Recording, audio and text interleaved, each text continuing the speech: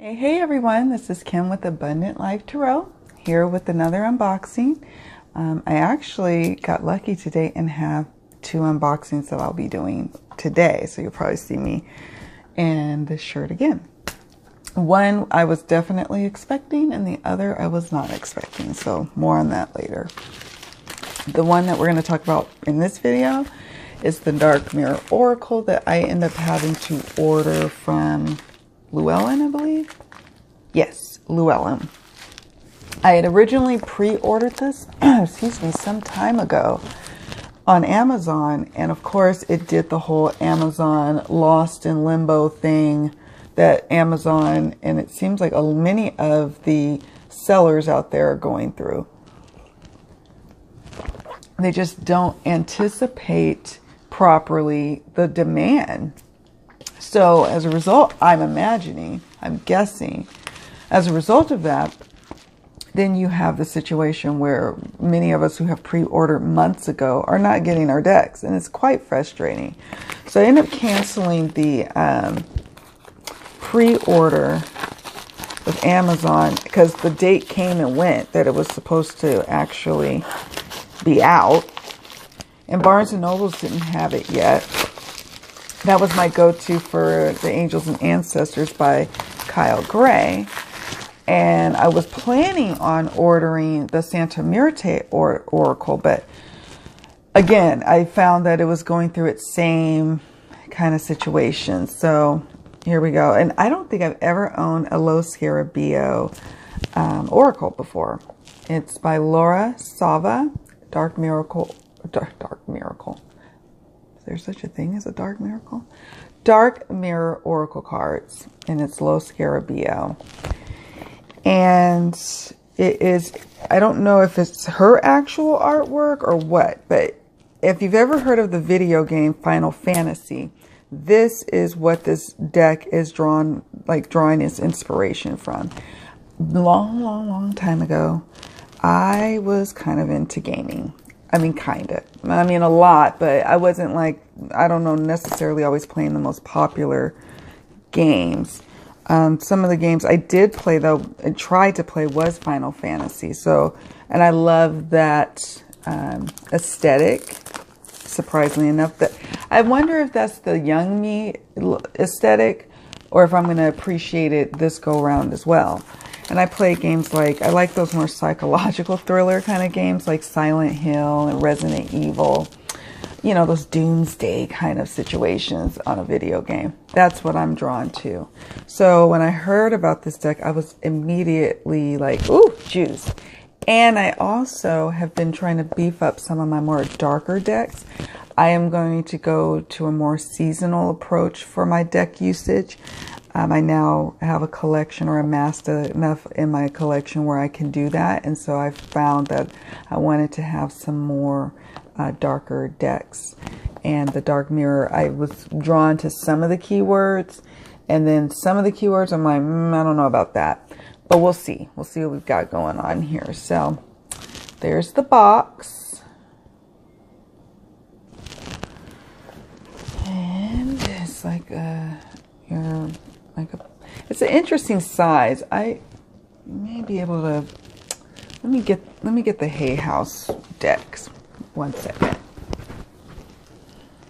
Oh, hitting the camera. Sorry, guys. Let's get Hay House. All right. And then the comparison of a newer deck to me. Sorry for the bumping and whatnot. My shelf is right there. So here is the Angels and Ancestors Hay House deck. And then here is the Lo Scarabeo in comparison. It's a little bit shorter. And let's see, size-wise. Yeah, the box is just a hair small. Not even really. Okay. And then, of course, Blue Angel is ginormous compared, to on the box, but you catch my drift. All right. It's got these little spots for your fingers to make it easy to open somewhat. It's kind of got a glossy but hard box. Can you guys let me know if you have any of the Los Scarabeo oracles? I didn't even bother to even explore what other oracles they have out there, because I have never really heard that of Los Scarabeo making oracles until the Santa Muerte. And then this one. So let me know in the comments. I'm curious. Definitely curious. It's got a tiny little ribbon to pull out the guidebook and deck. I think that's a nice touch. Inside of the box is just like a gray.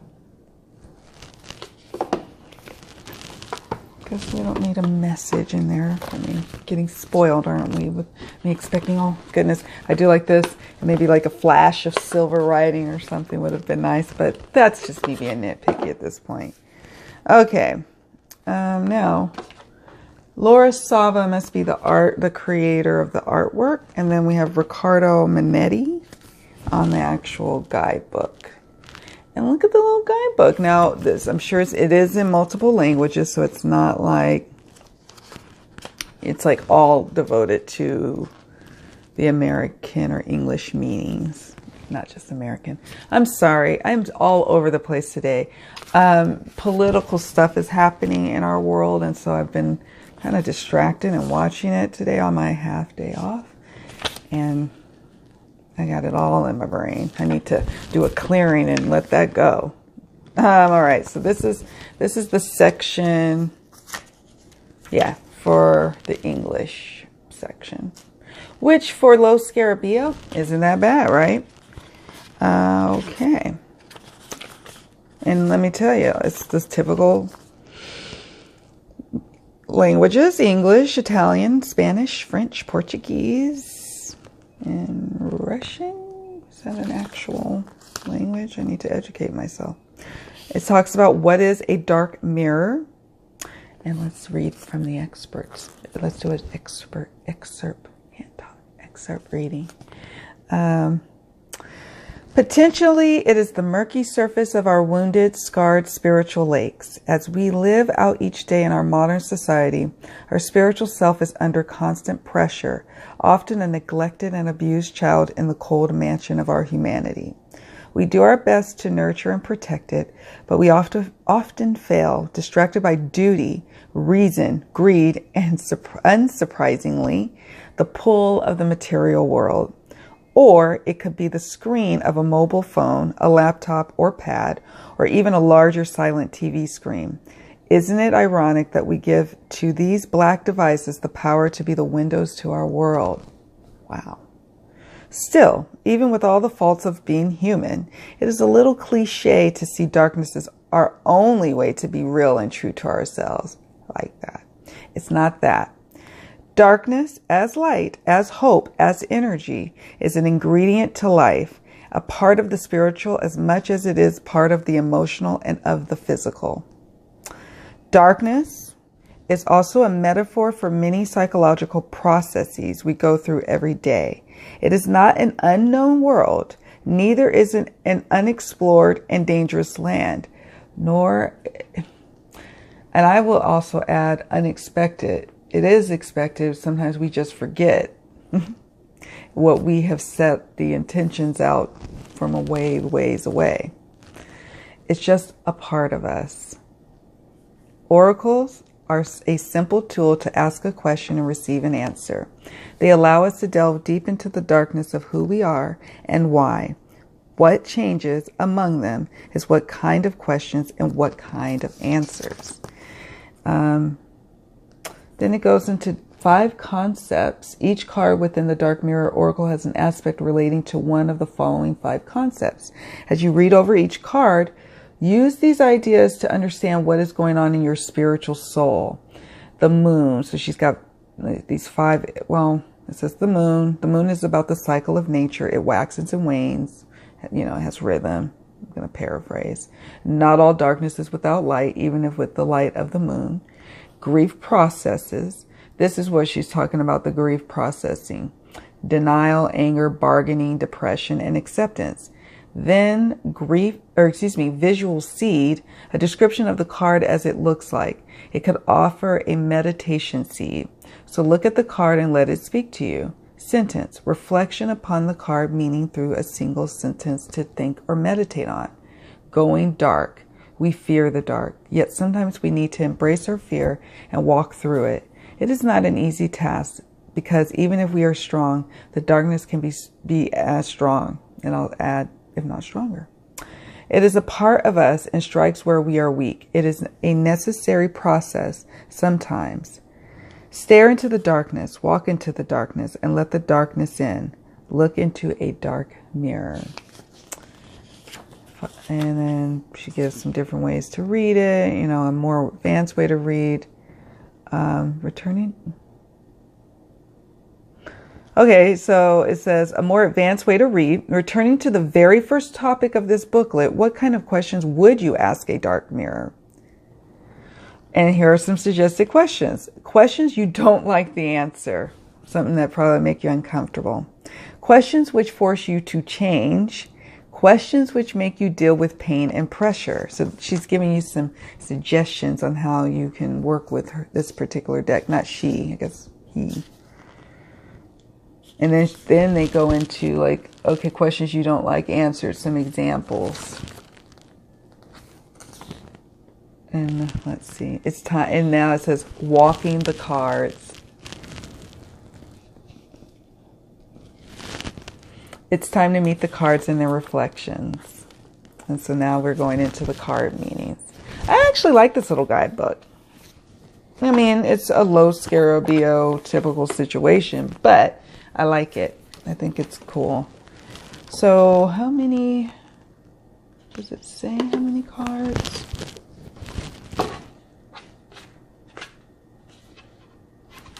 I don't know. One would think it would. I forgot. I'm sure it says it online. I don't know. It doesn't say here how many cards. Maybe it has like an info card on the inside. You know how the decks come with that. Oh my goodness.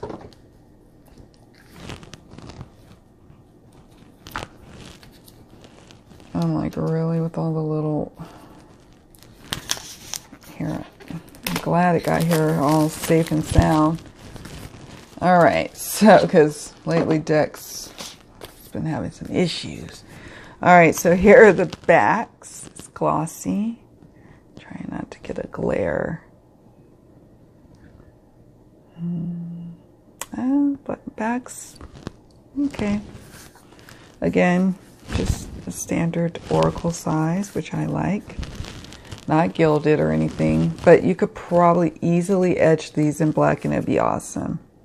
So let's start going through the cards. Triumph of Lies. What drew me to this deck was I wanted to have a deck that, I'm looking at the images too, as you all are looking.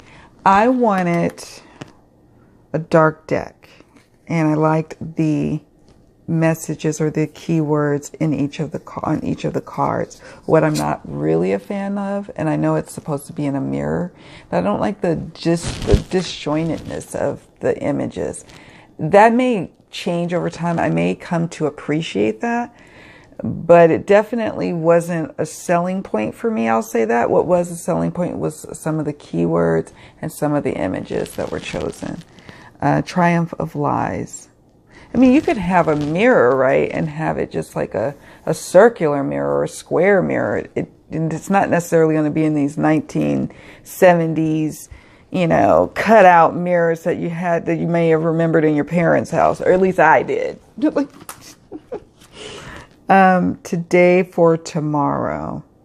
This definitely looks like Final Fantasy right there. Oh, is it? Oh, sorry. I'm going out of order. We'll come back to that card. I'm going out of order. That's not what I was expecting. I do that every time. The Temple of My Body. Look at her nails. Let's just take a peek at, let's Let's take a peek at the meanings. Okay, what comes with it? It has moon phases. It says the moon phase for the triumph of lies, for example, is waxing gibbous, and stage is bargaining. If something hurts me, I change myself so I can stop. And then it gives a visual seed, the sentence, and going dark, going deep. That's what I'm going to call it. Going dark is good too, but going deep helps to understand it. It's a sentence. Not all that glitters is gold. Emptiness is felt when there is nothing under the dress. Triumph of lies. Ooh, I like it. It gives you a visual seed. Headless mannequins crowd against each other under a cold neon light.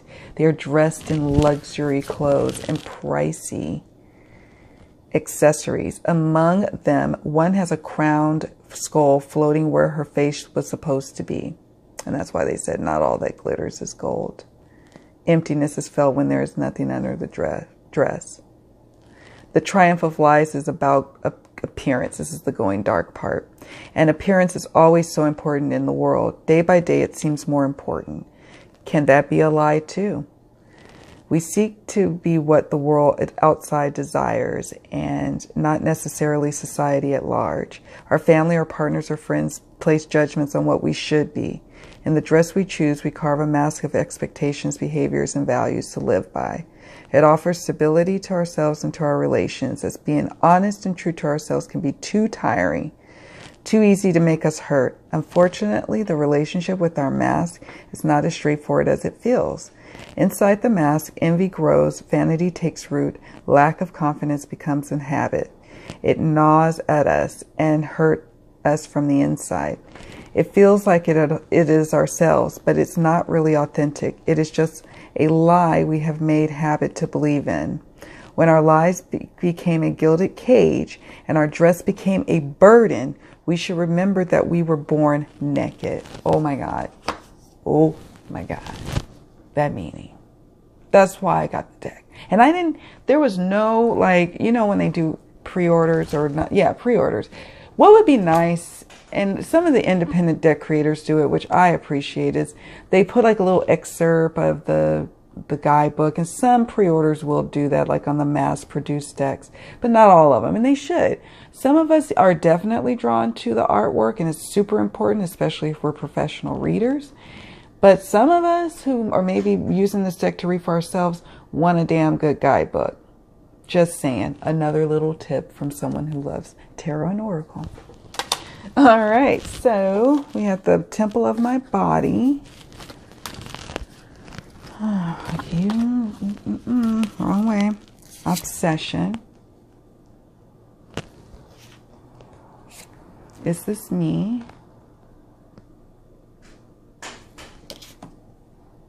Is this me? That's interesting. Gilded regret. What's that about? Look at these images. Alone in the world. One of the images that drew me in. Sacrifice. Very Final Fantasy-esque. The child I was meant to be. Envious gluttony. Wow. Colorless angel. Addicted. Artificial heart. I love this one. Blinded to pain. Oh, and this is another reason why I got the deck. Hiding your true self.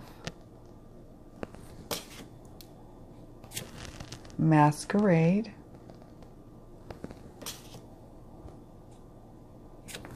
Black flower fragrance. I wonder what that one's about. Forgetting oneself.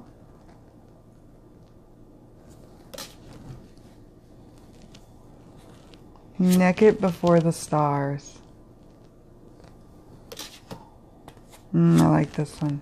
Parasite. Are you the parasite? Or is there a parasite on you? Are you the host? what is it? Which is it in this grand scheme of things? I can work with the Parasite card, let me tell you. Downcast Pride. Some interesting images they chose for this deck, right? Bride in a Cage.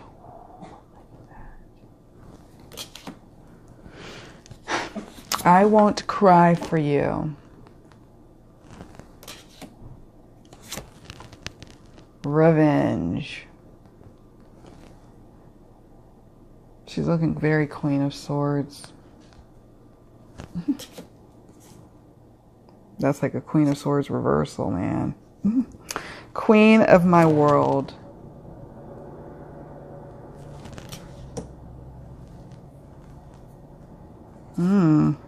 Fated to suffer. What's that noise? Peaceful among thorns. Fragmentation, which would be the only time that this broken mirror should be, or, you know, sectioned off mirror should be, right? My opinion. Perchance to dream.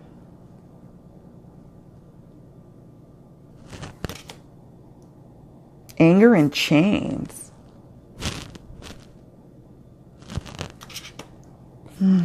Calling the storm. I like that. Here's some Ten of Swords action. Atonement. Put in an oracle. And then today for tomorrow. Those are all the cards. And those are all the cards here. Just gonna see how it shuffles. Yeah, I like it. Yeah, it shuffles really nicely. Is it like a very thick cardstock? No. To me, it's comparable. What would it be comparable to? It's a little bit thinner than a Hay House deck, for sure. I think, yeah. Just a smidge bendier. But you know I like a bendy deck because I like to riffle shuffle, so that's fine and dandy for me. I think it's just fine, the cardstock. And I'm digging the guidebook so far. That's my first impression of it. I'm impressed. Oh, Downcast Pride jumped. I'm digging the images, not so digging the fragmented little mirrors, but that's a small issue for me. So guys, there you have it. There is the Dark Mirror Oracle for your review, and I like it. I'm going to definitely be using it this October, November. I mean, probably whenever shadow work is being called to me to do for myself or for others. This may be a deck that you pull, you draw maybe 1 or 2 cards from it. It might be a little heavy, depending on what the guidebook is talking about. It might be a little heavy for clients to have all of this laid out on the table, like in a full-on, you know, big old spread. But 1 or 2 cards could definitely really help get you on the right path and what you should be focusing on. It's a part of your shadow work, or what may be truly bothering you. So I like it. I like it a lot. I'm glad I got it. I'm glad I canceled my pre-order through Amazon, and I'm starting to think that for pre-orders with Amazon is going to be no more for me. I just don't have the patience. I'm very impatient these days when it comes to mass-produced decks. I want them now, not 2 or 3 months from now. So there you have it, folks.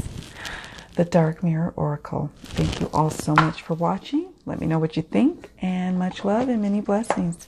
Bye.